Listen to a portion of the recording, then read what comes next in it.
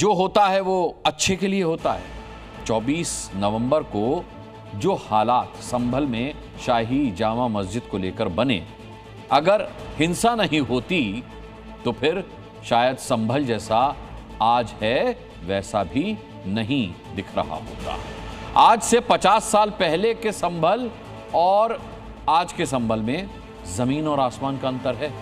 आज संभल में अवैध कब्जों पर बुलडोजर चल रहा है और यही बदलते संभल की तस्वीर जियाउर रहमान बर्क के पिता ममलूकुर रहमानी यानी बड़े बर्क को खटक रही है, बुरी लग रही है। ममलूकुर रहमान ने क्या कहा है आगे बताऊंगा आपको, लेकिन पहले देखिए कि कैसे संभल में अवैध कब्जों को योगी का बुलडोजर कुचल रहा है, रौंद रहा है।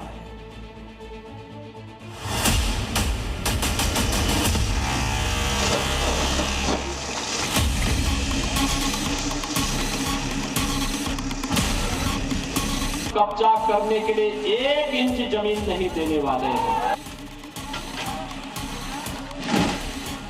आगे की तरफ बुलडोजर अभी अपना एक्शन शुरू कर चुका है, तो पीछे की तरफ से लोग अपना जो टीन शेड लोगों ने जो बनाया हुआ था उसको हटाने का काम कर रहे हैं। कब्जा कोई भी करेगा, कोई भी होगा, उसको छोड़ूंगा तो नहीं। 1 2 3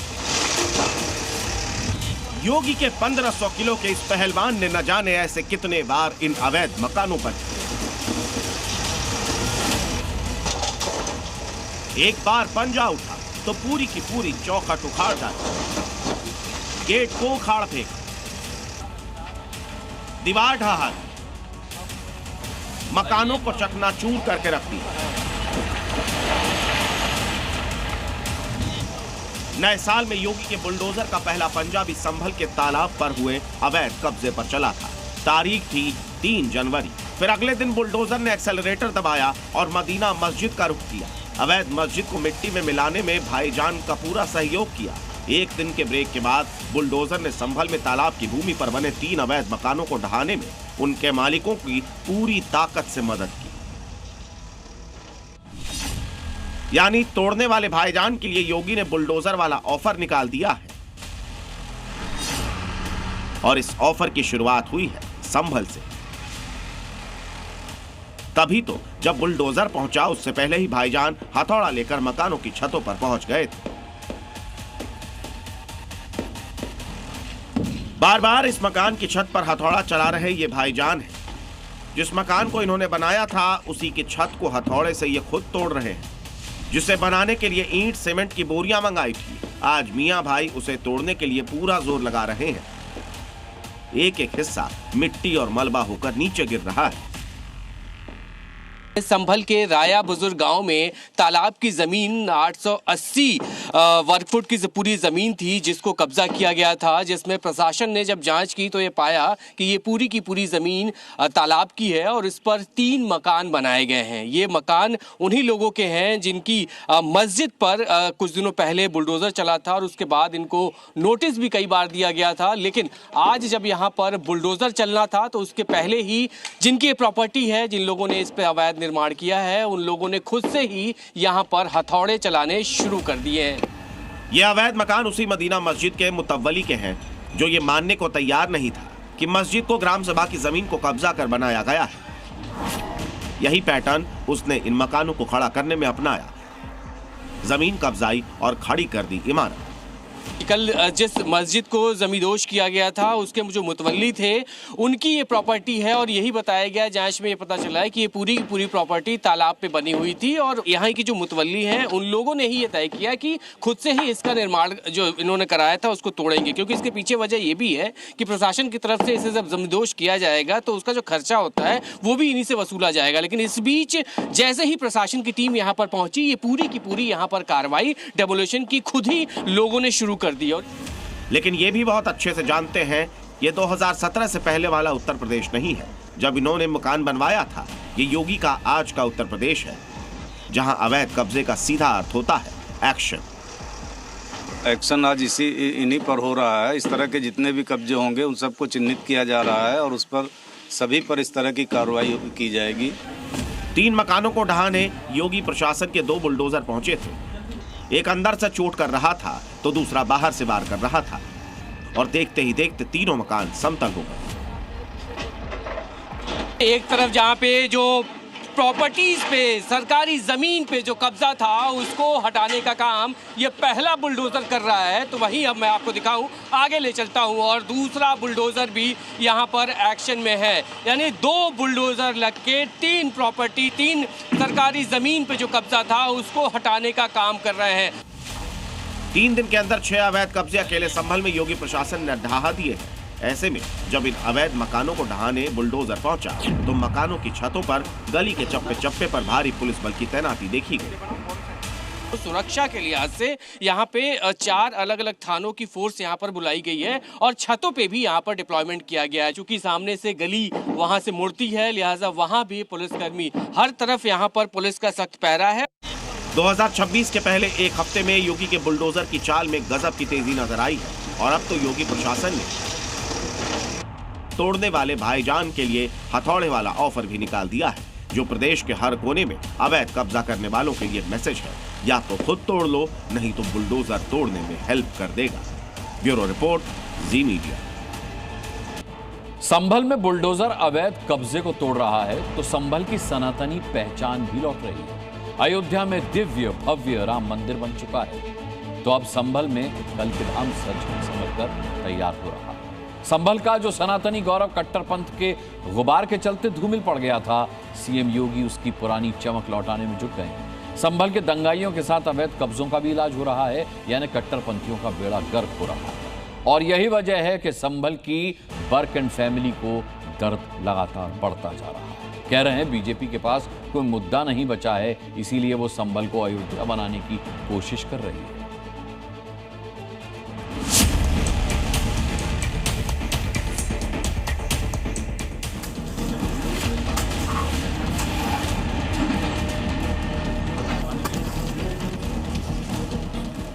68 तीर्थों में से 54 तीर्थों को ढूंढना ये तो हमारी विरासत का हिस्सा है और हमने तो वही किया है।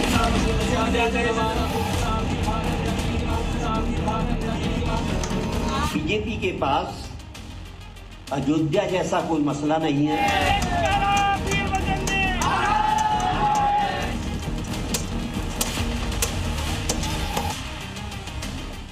हमने तो वही कहा है कि जो हमारा है वो हमें मिल जाना चाहिए। हम उससे इतर कहीं नहीं जा रहे हैं। संभल को अयोध्या बनाने की कोशिश की जा रही है। दुनिया को बोलेंगे कि भगवान ने जिसको आंखें दी हैं वो आके देखो तो क्या हुआ था संभल में। देखिए, संभल एक सच्चाई है। इस चेहरे को आप पहचान तो गए ही होंगे, अगर नहीं तो हम तारुफ करा देते हैं। जनाब संभल से समाजवादी पार्टी के सांसद जियाउर रहमान बर्क के पिता ममलूकुर रहमान बर्क हैं। चेहरे पर गुस्सा है, जुबान में तलखी है, वजह संभल का लौटता सनातनी स्वरूप है। जिन प्रतीकों को जमीन के नीचे दफन कर दिया गया था, सीएम योगी उन्हें खोज खोज कर निकाल रहे हैं। दशकों से बंद पड़े खंडहर हो चुके मंदिरों में रौनक लौट रही है। इंच इंच हुआ अवैध कब्जा बुलडोजर जमींदोज कर रहा है। दंगाइयों का पक्का इलाज हो रहा है। सनातनी खुलकर अपने त्योहार मना पा रहे हैं। सीएम योगी का मकसद बिल्कुल साफ है, कल की नगरी का पुराना वैभव वापस लौटाना। और उनकी यही कोशिश बड़े बर्क साहब को नागवार गुजर रही है। उन्हें बुरा लग रहा है। 68 सभी तीर्थों को हम निकाल रहे हैं। 54 से अधिक निकल चुके हैं और बाकी सभी को ढूंढ रहे हैं। शास्त्रीय प्रमाण उसके मौजूद हैं, उनको दिखा रहे हैं कहाँ कहाँ हैं। जिसने भी कब्जे किए होंगे उनको एक एक करके सबको निकालेंगे। बीजेपी के पास अयोध्या जैसा कोई मसला नहीं है, लिहाजा मुझे अफसोस है कि संभल को अयोध्या बनाने की कोशिश की जा रही है। सुन रहे हैं ना, बदलते संभल को लेकर बर्क साहब को कैसी मिर्ची लगी हुई है। इसीलिए अभी अपनी जमात को भड़काने की कोशिश कर रहे हैं। उनके जहन में इस बात को बिठाने की कोशिश कर रहे हैं कि संभल को दूसरी अयोध्या बनाया जा रहा है। सवाल है कि अगर संभल को अयोध्या, काशी और मथुरा की तर्ज पर विकसित किया जा रहा है तो बड़े बर्क को बुरा क्यों लग रहा है? कल की धाम और हरिहर मंदिर को लेकर संभल में काम हो रहा है तो बड़े बर्क को बुरा क्यों लग रहा है? 68 प्राचीन तीर्थों और 19 कूपों का पुनरुद्धार हो रहा है तो बड़े बर्क को बुरा क्यों लग रहा है? 24 कोसी परिक्रमा मार्ग सुंदर बनाने पर जोर दिया जा रहा है तो बड़े बर्क को बुरा क्यों लग रहा है? संभल की एक इंच जमीन से अवैध कब्जा हट रहा है तो बड़े बर्क को बुरा क्यों लग रहा है? बड़े बर्क साहब को संभल में सीएम योगी की कोशिशें बुरी लग रही हैं तो सनातनियों को अब उनका दिया बयान रास नहीं आ रहा है। जिस तरह से कट्टरपंथियों ने, जिहादियों ने धार्मिकता पर कुठाराघात किया, आज उसकी पुनः स्वतः विरासत लौट रहा है तो फिर ऐसे लोगों के अंदर दर्द क्यों हो रहा है? रहता है भारत में, गीत रहता है लोग पाकिस्तान के। इनकी आस्था भारत में कम है, इनकी पाकिस्तान में ज्यादा है। ये लोग हिंदुस्तान को हिंदुस्तान नहीं बना रहना चाहते, ये देश का इस्लामीकरण करना चाहते हैं वास्तव में। अयोध्या हमारा लोगों का था, इसीलिए हमको अयोध्या मिला, और संभल भी हमारा है और भोलेनाथ की नगरी है, संभल को भी लेकर के रहेंगे।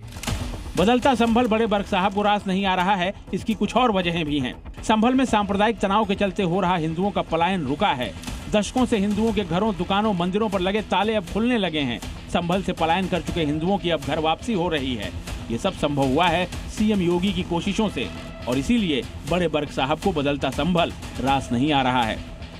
मगर जिस तरीके से बयान दिया है, ये तो बयान टकराव पैदा करने वाला है। ये खुद बयान नफरत फैलाने वाला है। इस तरह के बयानों से बचना चाहिए।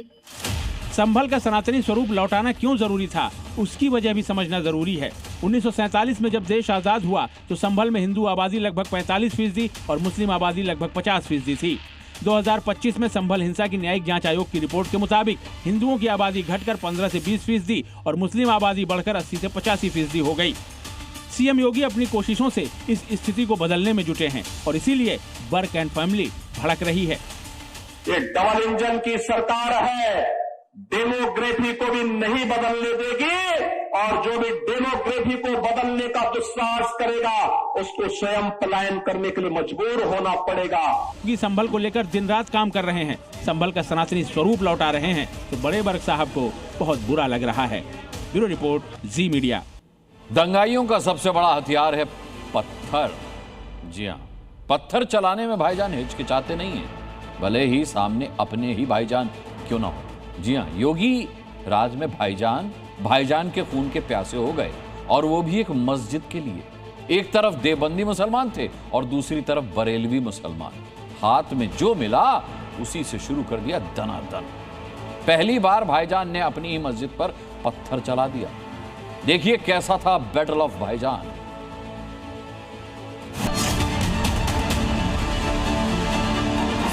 मस्जिद पर पत्थर फेंके जा रहे हैं, लोगों के हाथों में लाठी, किसी के हाथ में पत्थर। सड़क युद्ध का मैदान बन गया है। पुरुष तो पुरुष, महिलाएं भी लड़ने भिड़ने को तैयार हैं। देश में पहली बार भाईजान ने मस्जिद पर पत्थर फेंका। यह बवाल हो रहा है एक मस्जिद के सामने। लाल कपड़ों में कुछ भाईजान हैं तो दूसरी तरफ हरे काले कपड़े में भी भाईजान ही हैं।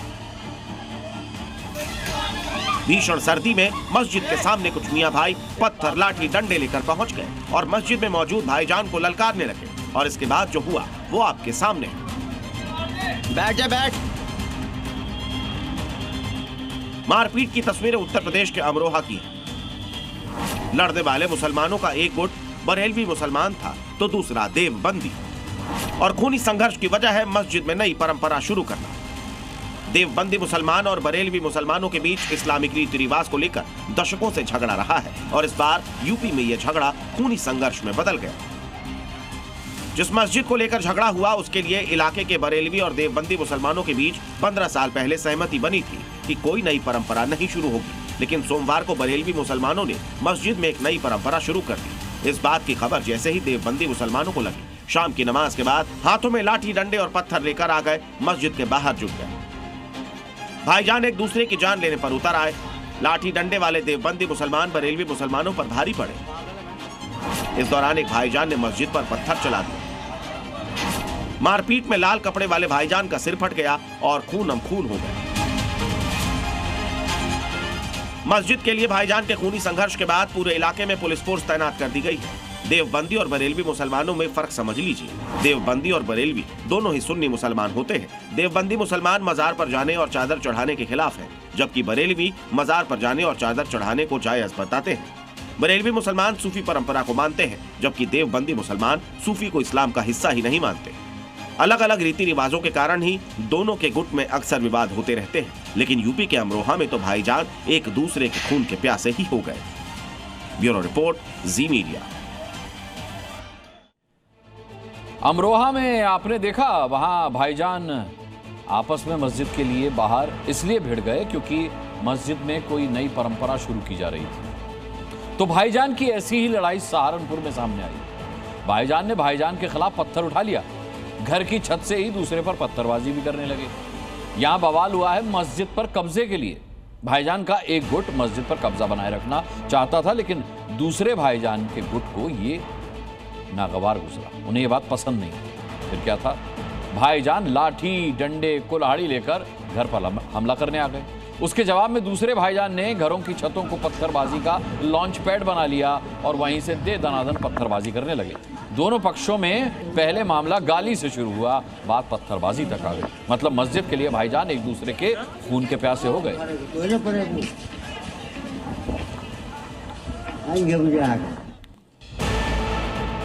उत्तर प्रदेश में रहकर कोई भी सूबे का माहौल खराब करने के बारे में सोच भी नहीं सकता। इसीलिए इस बार ऐसा करने के लिए यूपी से बाहर की जगह को चुना गया। जी हां, उन्नाव में हिंसा वाली साजिश रची गई है, वो भी 526 किलोमीटर दूर दिल्ली में बैठ करके। और जरिया बनाया गया है कपड़ों को। कपड़ों पर धार्मिक नारे लिखकर भाईजान की भावनाओं से भड़काने का खौफनाक प्लान बनाया गया है। पूरी खबर क्या है, देखिए इस रिपोर्ट में।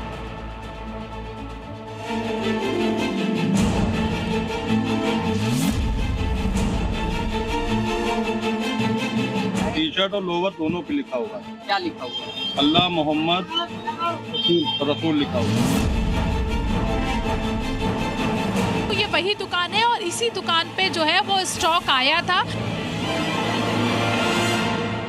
अल्लाह लिखा है, वो सब कुछ है, सर्वशक्तिमान, और रसूल लिखा है, हमारे जो पैगंबर हैं मोहम्मद सल्लल्लाहु अलैहि वसल्लम, उनका नाम छपा हुआ है।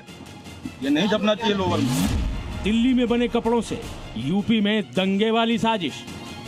जी हां, कपड़ों के जरिए यूपी का माहौल बिगाड़ने वाली खौफनाक साजिश रची गई है। यकीन करना मुश्किल है, लेकिन ये सच है। इन कपड़ों को जरा गौर से देखिए। मिक्की माउस की तस्वीर छपी है। तस्वीर के एक कान पर जो टेक्स्ट लिखा हुआ है, उसी में दंगे वाली साजिश छिपी है। सबसे ऊपर जो इबारत लिखी है, उसका मतलब है अल्लाह। दूसरी लाइन में जो इबारत है, उसका मतलब है रसूल। और तीसरी लाइन में जो टेक्स्ट लिखा है, उसका अर्थ है मोहम्मद। तीनों शब्द मुस्लिम समाज के लिए बेहद पाक हैं। इनकी वो इबादत करते हैं। ऐसे में इस तरह के कपड़ों पर उन्हें उकेरा जाना अब भाईजान को रास नहीं आ रहा है। हर धर्म की अपनी आस्था होती है। लोअर है, टी शर्ट है, इंसान पहनता है, वो कहीं भी गंदी भी हो सकती है, या लोअर पहनता है वो भी गंदा हो सकता है। तो अल्लाह मोहम्मद का नाम लिखना मेरे हिसाब से तो गलत है। पैगंबर का नाम है, उसको आप टी शर्ट और लोअर पे पहन के टहलेंगे, अच्छी बात नहीं है। का पानी कहीं नालियों में जा रहा है, कहीं कहीं जा रहा है, तो उसकी बेहरमती होती है, ऐसा नहीं होना चाहिए। बिल्कुल नहीं लिख सकते हैं। उसको हम लोग अपने दिल में रखते हैं, घर पे रखते हैं, ये नहीं कि कपड़ों में लेके घूमे। आपको याद होगा, आई लव मोहम्मद के नारों के जरिए यूपी में माहौल खराब करने की कोशिश हो चुकी है। कानपुर से शुरू हुए विवाद के बाद अमरोहा से बरेली तक हालात बिगड़ गए थे। हालांकि योगी फोर्स ने कड़ा एक्शन लेते हुए स्थिति पर काबू पा लिया था। माना जा रहा है कि मुस्लिमों की धार्मिक भावनाओं को भड़काकर यूपी का माहौल खराब करने की एक बार फिर से साजिश हो रही है। इस साजिश के तार उन्नाव से 526 किलोमीटर दूर देश की राजधानी दिल्ली से जुड़ते दिख रहे हैं। कहा जा रहा है कि ये कपड़े दिल्ली के शाहीन बाग से आए हैं। शाहीन बाग से जेएमडी नाम की दुकान से इन कपड़ों की सप्लाई हुई है। उन्नाव के मुस्लिम व्यापारियों का कहना है कि इस मामले में कड़ी कार्रवाई होनी चाहिए। जिस कंपनी ने इन कपड़ों की सप्लाई की है, उसे तुरंत बंद किया जाना चाहिए। ये उन्नाव में 2-4 दुकानों पे दिया गया थोक में, और ये दिल्ली से माल लाया गया है। जिसने लाया है उसने बताया शाहीन बाग। ये बस कंपनी के ऊपर कार्रवाई हो, माल जब्त किया जाए। जो भी बना रहा है ये माल बनना नहीं चाहिए। हम लोग विरोध कर रहे हैं, हम लोग पूरा विरोध कर रहे हैं, और सभी लोग साथ में हैं। कपड़ों पर इस तरह से धार्मिक नारों का छापा जाना भाईजान को रास नहीं आ रहा है। आशंका जताई जा रही है कि ऐसे कपड़ों को बाजार से नहीं हटाया गया तो इससे सामाजिक सौहार्द बिगड़ सकता है और अनावश्यक विवाद खड़ा हो सकता है। ये नहीं छपना चाहिए लोअर में। किसी भी माहौल को बिगाड़ने की वजह से इंडिया में माहौल बिगाड़ा जाए, ये कहाँ से लिखवाया जा रहा है ये भी हमको नहीं पता है। तो आप लोग आगे बढ़ाएं बात को, कहाँ तक पहुँचेगी। सीएम योगी सूबे का माहौल खराब करने वालों से निपटना अच्छे से जानते हैं। दुनिया इसे बरेली में देख चुकी है। संभल में भी माहौल खराब करने वालों का कैसा इलाज हुआ था ये भी दुनिया जानती है। अब कानपुर में कपड़ों पर इस तरह से धार्मिक नारे लिखकर जिसने भी भाईजान की भावनाओं को भड़काने की साजिश की है उसका इलाज अब तय है। मैं आपको दिखा दूं, ये वही दुकान है। भले ही दुकान वाले मना कर रहे हो कि इनकी दुकान पे स्टॉक नहीं आया, लेकिन मैं आपको बता दूं ये वही दुकान है और इसी दुकान पे जो है वो स्टॉक आया था। इसी दुकान पे शाहीन बाग से स्टॉक मंगवाया गया था। हालांकि पुलिस अब इस पूरे मामले की जांच कर रही है और पुलिस ने पूरा जो स्टॉक है, पूरा जो सामान है उसको जब्त कर लिया है।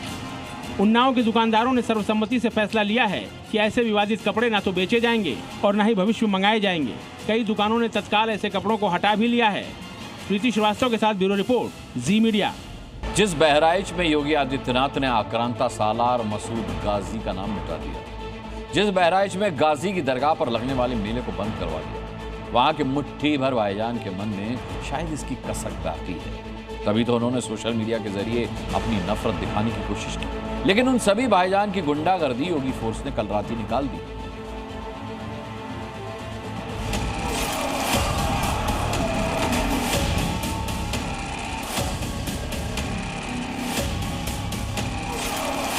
भाईजान गुस्से में हैं क्योंकि योगी ने बहराइच से सालार गाजी का नामो निशान मिटा दिया। भाईजान गुस्से में हैं क्योंकि योगी ने आक्रांता गाजी को दफन कर दिया।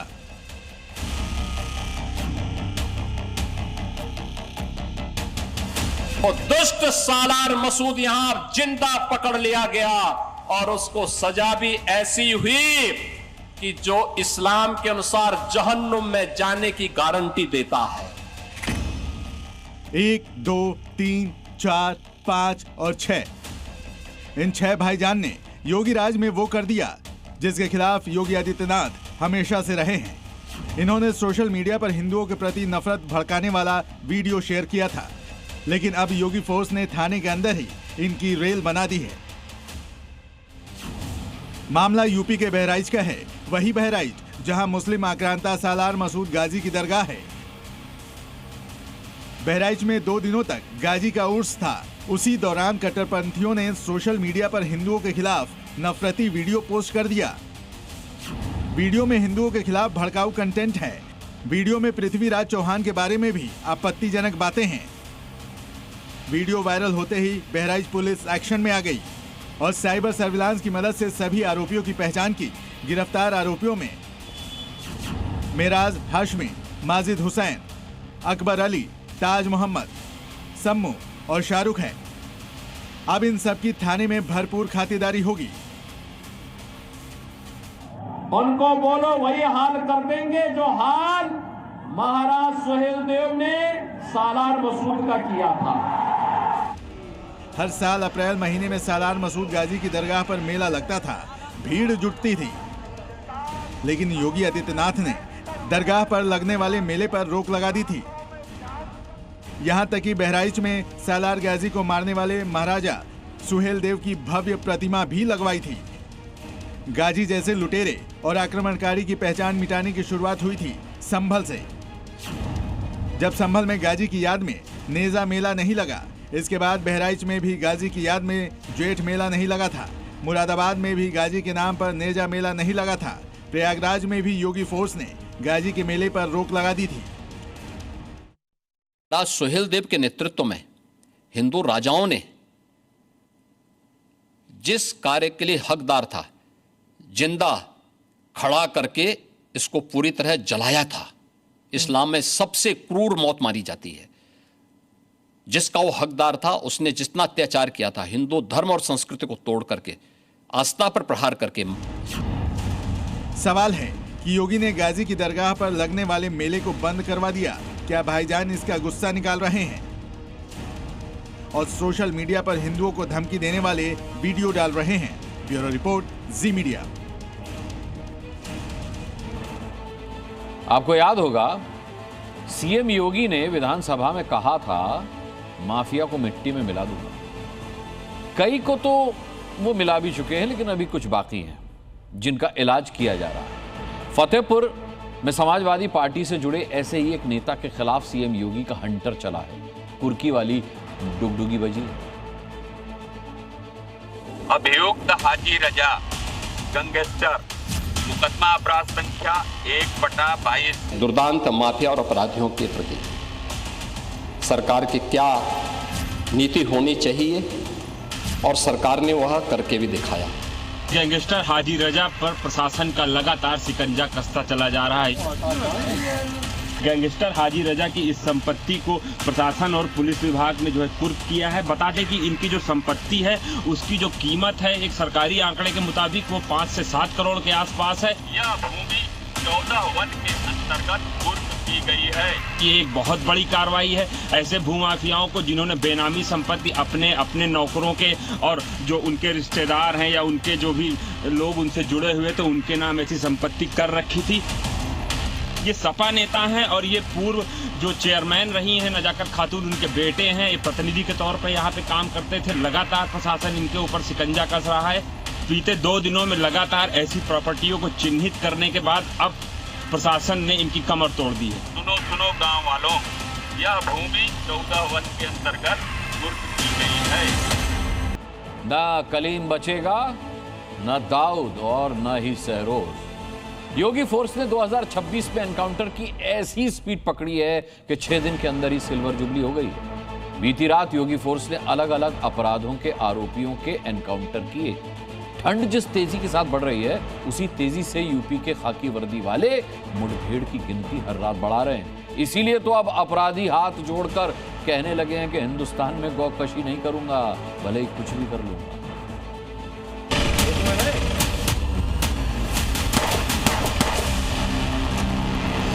आप गौकशी को छूट देंगे क्या?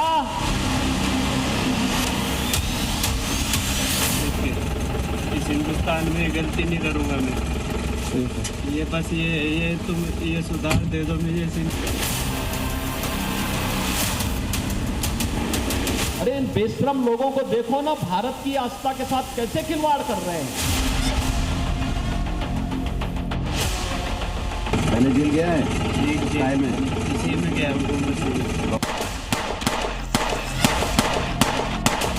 अरे कैसे हो सकता है, जिस गाय को हम माता मानते हैं उस गौ माता को एक काटने के लिए देंगे कसाईयों को। चेहरे पर डर, उसका मर जाऊंगा मैं। योगी फोर्स के आगे जुड़े हाथ। विनती करूंगा जी, तुम्हारे सामने करूंगा, बस ये सुधार दे दो मुझे। आरोपी का नाम है सोनू उर्फ कलीम। आरोप है गौकशी का, जो अभी तक धड़ल्ले से गाय की हत्या करता था, गौमांस को बुरका गैंग को बेचा करता था। वो आरोपी देखिए कैसे योगी फोर्स के सामने गिड़गिड़ा रहा है, हाथ जोड़कर करतूतों की माफी मांग रहा है। इस हिंदुस्तान में गलती नहीं करूंगा मैं। ये बस तुम ये सुधार दे दो मुझे। इस हिंदुस्तान में मैं कोई गलती नहीं करूंगा, भूखा मर जाऊंगा मैं। विनती करूंगा जी, तुम्हारे सामने करूंगा, बस ये सुधार दे दो मुझे। योगी के प्रदेश में गायों के साथ अत्याचार करने वालों को बख्शा नहीं जाता, ठोका जाता है। Muzaffarnagar police Delhi Dehradun national highway 58 पर संदिग्ध गाड़ियों की चेकिंग कर रही थी। पुलिस के पास ये सूचना थी कि 2 गौ हत्यारे गौमांस लेकर बझड़ी गांव के रास्ते निकलेंगे, जिसके चलते पुलिस ने घेराबंदी की, दोनों को रुकने का इशारा किया। बदमाशों ने खुद को घिरता हुआ देखा तो पुलिस पार्टी पर फायरिंग की। जवाबी फायरिंग में कलीम पुलिस की गोली लगने से लंगड़ा हो गया।